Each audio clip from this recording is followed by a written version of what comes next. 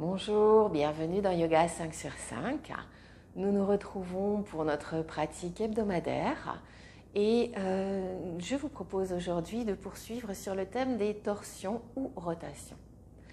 Alors très rapidement, pourquoi ce « ou » ? Simplement parce qu'il y a parfois des enseignants qui préfèrent utiliser un terme ou l'autre.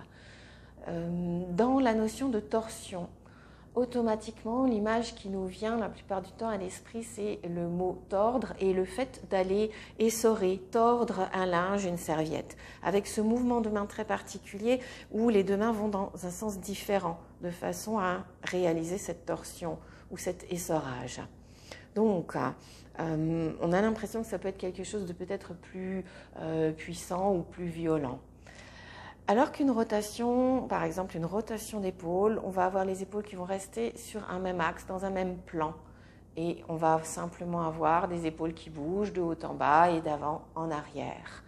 Donc, à partir de là, anatomiquement, certains enseignants vont dire que la colonne, puisque souvent les torsions sont associées à la colonne vertébrale, mais nous verrons qu'il y a deux autres lieux où on peut les utiliser. Et bien cette colonne, elle ne peut pas vraiment se tordre complètement. On ne peut pas lui faire une rotation complète vers l'arrière. Et c'est simplement quelques petits degrés. Donc on a cet empilement de vertèbres les unes sur les autres dans la verticalité. Et quand on pivote un peu sur le côté gauche, sur le côté droit, c'est quelques degrés qui vont être imprimés à la colonne et qui vont faire cette rotation. Et c'est pour ça que souvent on ne dira pas une torsion. Maintenant, la base de départ, elle est dans un sens et la fin de la torsion se termine dans un autre sens. Donc, pour moi, c'est plutôt une torsion, même extrêmement faible.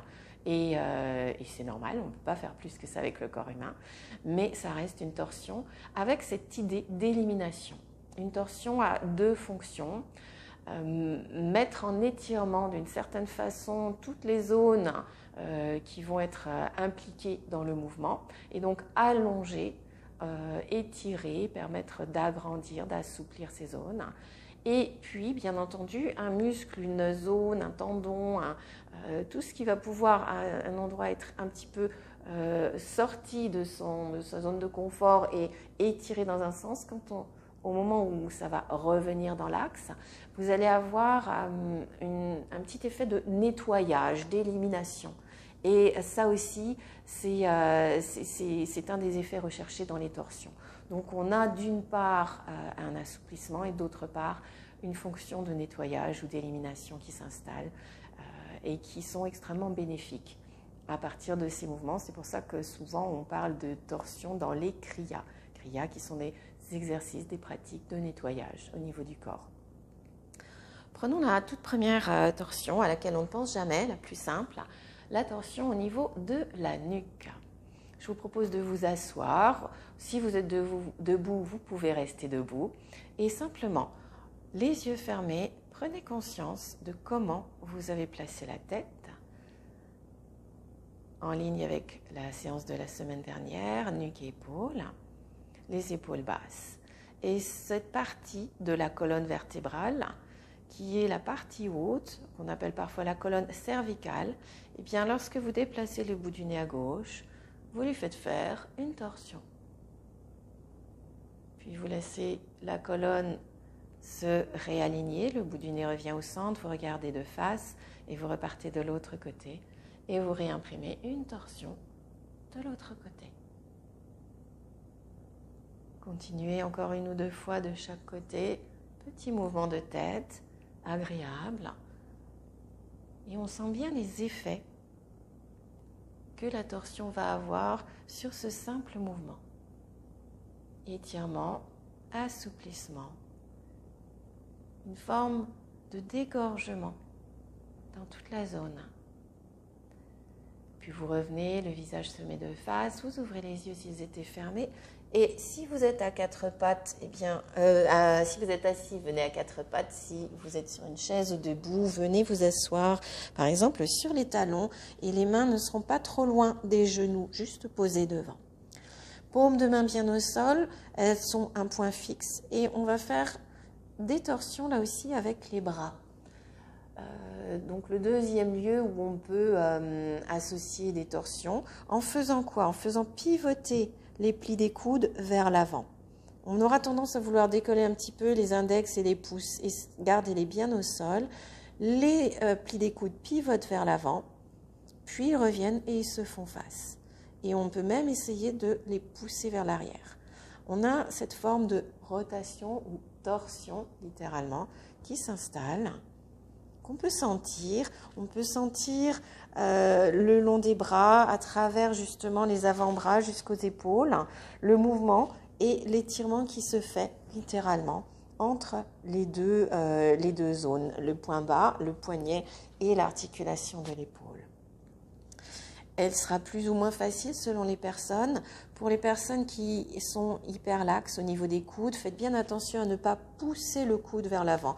On fait juste ce mouvement pour pivoter, pour faire tourner le bras. Et continuez à le faire plusieurs fois. On fait pivoter, on fait revenir. On va jusqu'au peu vers l'avant et vers l'arrière. Et puis vous relâchez, vous laissez vos bras de nouveau se repositionner naturellement. Et une dernière fois, on fait pivoter les plis des coudes vers l'avant, les mains bien posées au sol, et on y reste un petit peu. Et là, on peut associer des petites contractions dans les bras, les avant-bras, pour continuer à faire travailler toute la zone. Les contractions, derrière, il y a un étirement, un relâchement. Et ça permet d'amplifier un petit peu ce travail. Allez-y toujours en douceur. Essayez de sentir comment ça se passe dans les poignets. N'allez pas trop loin. Quand c'est le moment, hop, vous revenez et on va relâcher. On relâche, on laisse les épaules se relâcher, on roule un petit peu d'avant en arrière. Et puis, je vais vous proposer de venir sentir les torsions au niveau de la colonne vertébrale. Et on va entamer quelque chose qu'on continuera ensuite. Déposez le dos sur le tapis et n'allongez pas les jambes. Gardez les genoux repliés. Les deux pieds sur le tapis. Et on va explorer juste sur 2 mouvements des torsions qu'on continuera la semaine prochaine. On va garder les 2 pieds bien l'un contre l'autre, les 2 genoux l'un contre l'autre, les cuisses l'un contre l'autre. Il n'y a pas d'espace entre les 2 jambes. Les bras s'ouvrent à hauteur d'épaule, le dos est bien placé sur le tapis. Allongez-le vraiment, étirez bien, rentrez le menton. Et on va installer une première torsion en laissant partir les genoux à gauche. Pour le moment, vous laissez la tête au centre. Et prenez conscience du mouvement. Laissez les genoux descendre à gauche. Descendez jusque là où ça va. Et sentez l'étirement qui s'installe dans le côté droit. Sous les côtes, la taille, les hanches. Puis vous laissez les 2 genoux revenir. Et vous repartez de l'autre côté. Les 2 genoux descendent à droite. Et vous revenez. Et puis, on va ouvrir les 2 pieds très largement au-delà de la largeur du tapis. Et on va laisser descendre de nouveau les genoux à gauche en prenant conscience des changements dans le côté droit, au niveau du buste, dans la cuisse, dans les mollets, dans les genoux. Les 2 genoux reviennent vers le plafond et redescendent de l'autre côté.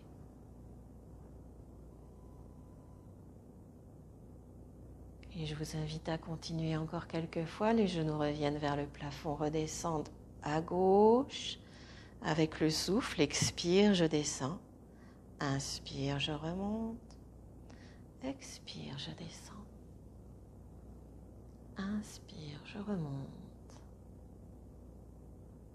Une dernière fois, expire, je descends. Inspire, je remonte. Expire, je redescends à droite. Inspire, je remonte. Je relâche. Je ramène les 2 pieds l'un vers l'autre. Et là, vous allongez les 2 jambes. Relâchez les jambes, ramenez les bras dans un espace confortable autour du corps et non pas tout près du corps, simplement avec cet écart entre les côtés du corps et les bras et entre les deux jambes. Des torsions qui ont pour but d'aller chercher à étirer, remettre de l'espace là aussi dans le corps. Comment? Parce que là aussi, tous les muscles qui ont été utilisés vont pouvoir s'étirer, s'allonger. Et lorsque vous ramenez votre corps dans l'axe, eh bien, il retrouve d'office de l'espace dans sa position naturelle. Accueillez cet espace. Et puis vous revenez vous asseoir.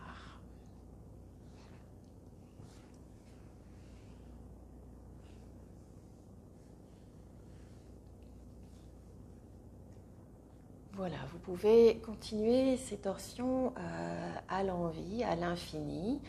On verra la semaine prochaine comment les travailler du début à la fin de la colonne dans une progression pour pouvoir masser littéralement toute la colonne vertébrale. Je vous remercie d'avoir suivi cette chronique aujourd'hui et je vous dis à la semaine prochaine.